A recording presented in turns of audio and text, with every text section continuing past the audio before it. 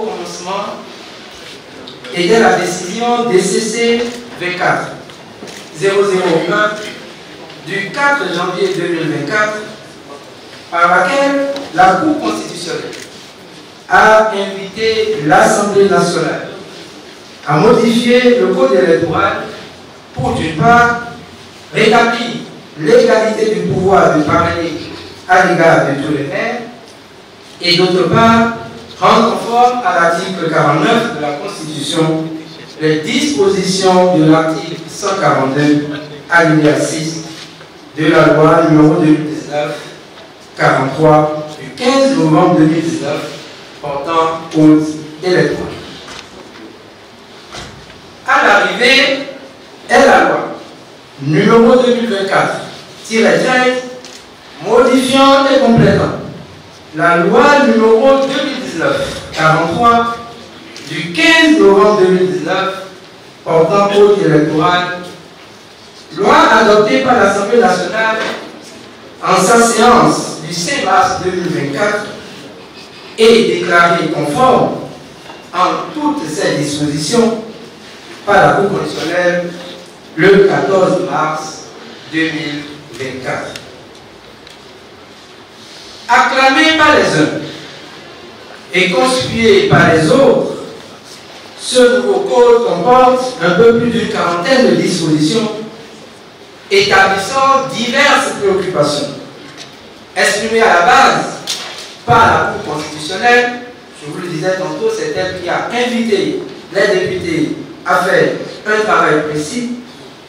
À la base par la Sénat qui avait des préoccupations pratiques, à la base par les députés eux-mêmes, et à tout ceci s'ajoutent les dispositions antérieurement contenues dans la loi numéro 2020-13 du 4 juin 2020 portant interprétation et complétant la loi numéro 2019-43 du 15 novembre 2019 portant code électoral. J'ai la lourde charge, à l'occasion de cette messe scientifique qui lui est consacrée, d'en assurer la présentation et l'analyse et d'en dégager les perspectives. Sans nul doute, chacun d'entre vous a lu la loi, relu et a tout compris. Je m'en vais donc tout simplement vous donner ma lecture à laquelle, ensemble avec les organisateurs, j'ai décidé convenu d'attacher le caractère scientifique avec et l'objectivité qui demeure la mienne.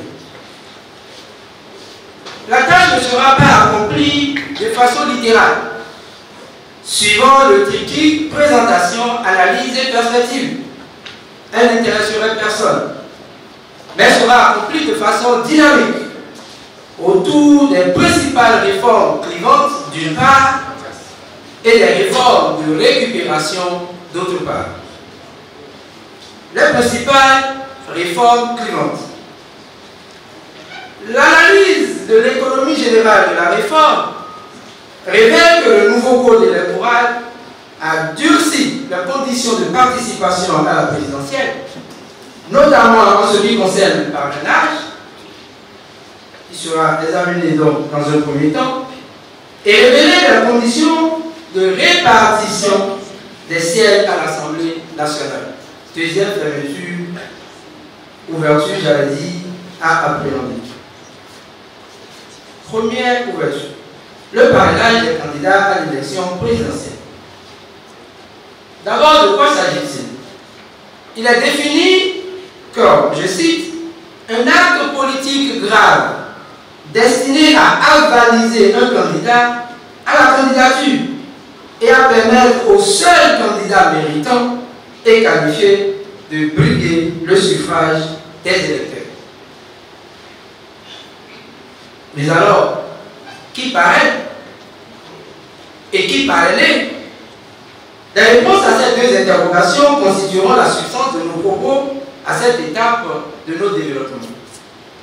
D'abord, il paraît, suivant l'article 132 nouveau, alinéa 9, le candidat aux fonctions de président de la République ou du vice-président de la République doit être dûment parrainé par un nombre de députés et ou de maires correspondant à au moins 15% de l'ensemble des députés et des maires et provenant d'au moins 3/5 des circonscriptions et électorales législatives. Naturellement, lorsque ces exigences ne sont pas respectées, le récépissé définitif de validation ne peut être obtenu puisque la procédure se présente un peu comme suit.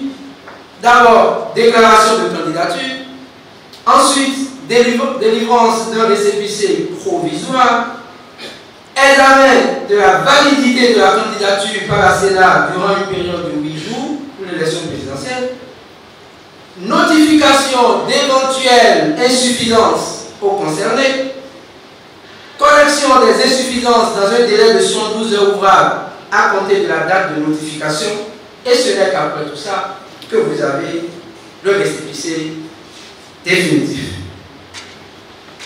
Ici, d'ouvrir très rapidement une parenthèse pour faire constater que dans le droit antérieur, l'article 132 de la loi 2019-43 prévoit que le candidat aux fonctions de président de la République ou de vice-président de la République doit être dûment parrainé par un nombre de députés et ou de maires correspondant à au moins 10% de l'ensemble des députés et des maires.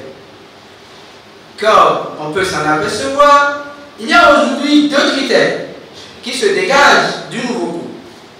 D'abord, le critère du nombre de parrains requis, 15% de l'ensemble des députés et des maires, et le calcul est fait dans les formations politiques.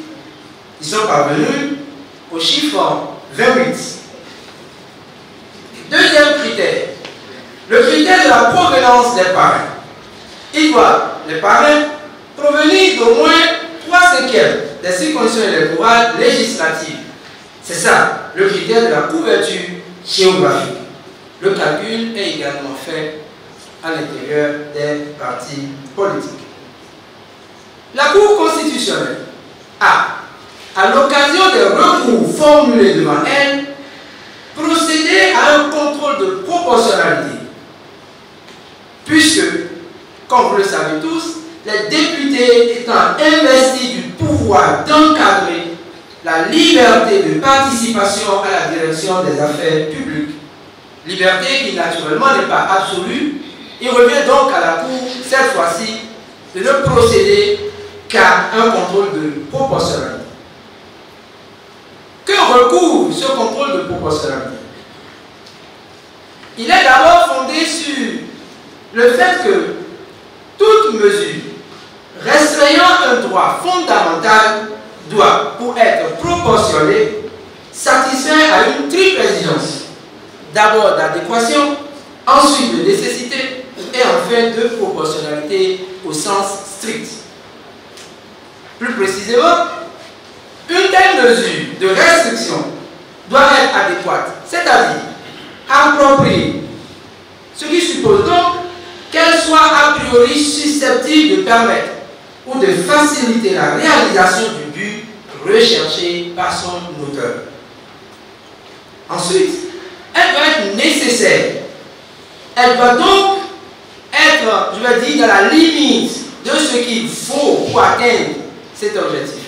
Elle ne doit pas excéder alors, par sa nature ou à travers ses modalités, ce qu'exige la réalisation du but poursuivi. Si d'autres moyens appropriés existaient et sont à la disposition de l'auteur de la restriction, et ne devraient pas pouvoir apporter ou conduire à une restriction plus sévère, l'auteur devrait pouvoir les utiliser. En fait donc, elle doit être proportionnée, ici au sens strict. Elle ne doit donc pas, par les charges qu'elle crée, être hors de proportion avec le résultat recherché. Quelle est la la religion de la Cour sur la question. Au terme de son contrôle de proportionnalité, destiné à apprécier l'équilibre entre les conditions du parrainage et les objectifs poursuivis, la Cour constitutionnelle, à travers la décision DCC 24-040 du 14 mars 2024, a décidé que les conditions du parrainage visent à promouvoir des candidatures crédibles soutenues par un parti ou un groupe de partis disposant d'un minimum d'élus ayant un ancrage géographique acceptable, et de ce fait, ces conditions ne sont pas contraires à la Constitution.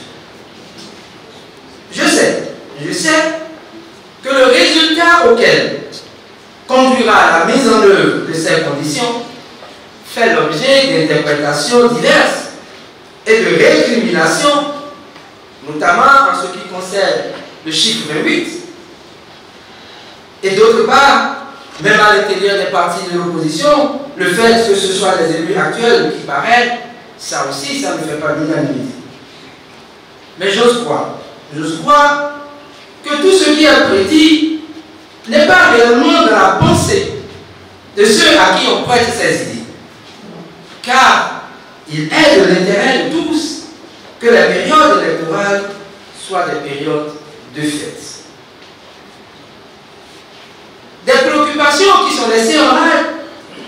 Est-ce que l'élu peut se parrainer? Le détenteur du parrainage peut-il se parrainer? Rien n'est clairement indiqué à ce propos dans la loi. Et la jurisprudence ne s'est pas prononcée là-dessus. Et on sait que si tel devrait être le cas et que l'élu ne devrait pas se parrainer, il y a déjà, suivez mon regard, plusieurs interprétations sont donc possibles.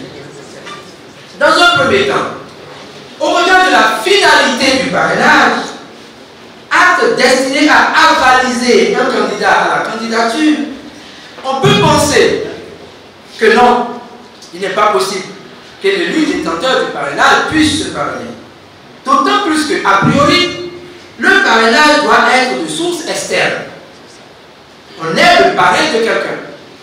Je doute fort que, devant le prêtre soulevé, que l'enfant qui désire se faire baptiser puisse être lui-même son parrain. Je le vois.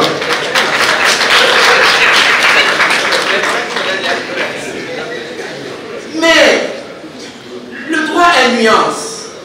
Et c'est ce qui fait le charme de notre discipline. Au regard de la matière concernée, à savoir la matière électorale, qui autorise qu'on peut voter pour soi-même, il est possible de considérer que l'élu puisse se parrainer. Ce sont des sous-pointures que je fais. Mais enfin aussi, la loi ne l'ayant pas exclue, il est possible de considérer qu'on peut se donner à soi son parrainage. Ce qui est sûr, c'est qu'il s'agit là d'une préoccupation qu'il ne faut pas laisser sans réponse tôt le matin. Qui parraine? L'article 132 in fine dispose qu'un député ou un maire ne peut parrainer qu'un candidat membre ou désigné du parti sur la liste duquel il a été élu, et prévoit une possibilité d'accord de gouvernance conclu avant le dépôt des candidatures à l'élection du duo président de la République et vice-président. Naturellement, le député ou le maire peut alors parrainer un candidat membre de l'un ou l'autre des partis signataires de l'accord. Plusieurs préoccupations. D'abord, parfois, l'expression utilisée à des endroits donnés est trop vite comprise par chacun d'entre nous. Un candidat membre ou désigné du parti. Un candidat du parti, un candidat désigné du parti. Heureusement qu'ailleurs, on a un candidat désigné par le parti. On peut s'en passer très rapidement. Et deuxième préoccupation, la loi accorde donc cette possibilité d'accord de gouvernance. Et on voit très bien qu'il y a toujours une liberté de parrainer un candidat que recouvre le maire ou le député.